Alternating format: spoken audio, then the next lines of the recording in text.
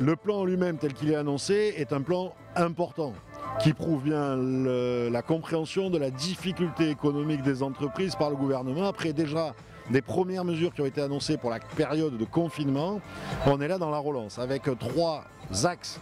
Un axe, je dirais, conjoncturel, où on vient aider les entreprises à conserver les collaborateurs et former les collaborateurs, où on vient travailler sur le côté numérique, la transition des entreprises. Un axe sur la diminution des impôts de production, ce qu'on appelle, et des différents éléments. Quelque part, on vient améliorer la compétitivité des entreprises, et c'est à ce prix qu'on pourra réimplanter en France, relocaliser ou conserver de l'industrie notamment. Et un troisième axe qui est un axe à plus long terme, qui est un axe où on vient travailler sur les filières d'excellence d'avenir qui vont faire l'emploi dans 15 ans, dans 20 ans et qui vont nous permettre, je l'espère, d'avoir un coup d'avance sur d'autres pays pour être les leaders dans ces secteurs. Donc oui, on est satisfait. Maintenant, il reste 3 choses. Il y aura une compétition rude des territoires. Et donc il faut que notre territoire prenne toute sa place dans cette compétition. Et pour gagner cette compétition, il faut que autour nous, de la Chambre de commerce, mais aussi des filières professionnelles, des fédérations professionnelles, avec les entreprises, on soit capable de porter un projet collectif avec le territoire, avec les collectivités, qui donne du sens et qui nous permettent de gagner le plus possible de projets pour avoir le plus d'argent, puisque c'est des appels à projets. 2. On est assez attaché à ce côté territorial qui a été annoncé, puisque vous comprenez bien que, comme ce sont des appels à projets, il faut les monter avec les représentants de l'État.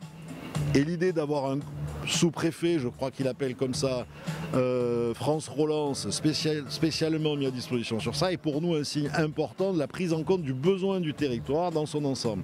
Et 3, c'est la rapidité aussi de déploiement. C'est-à-dire que si les appels à projets et l'administratif, quelque part qui va tourner autour de ces attributions, est trop important, on va perdre du temps pour la mise en route. Or, l'efficacité de ce plan repose aussi sur, notamment pour la partie structurelle de moyen et long terme, repose sur une mise en route rapide de l'utilisation des finances pour pouvoir fonctionner. Le fait que le Premier ministre annonce 160 000 emplois créés sur le volet social du plan, l'aide aux jeunes, les contrats d'apprentissage, la formation, ça c'est immédiat. La diminution des impôts de production, j'espère que ça sera dès cette année.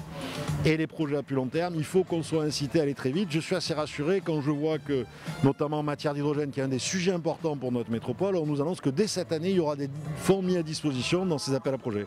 Donc voilà, les ingrédients sont là. Il faut que le territoire s'unisse pour porter des projets qui nous permettent cette fois de gagner des appels à projets, parce que ce n'est pas toujours le cas sur des appels à projets nationaux.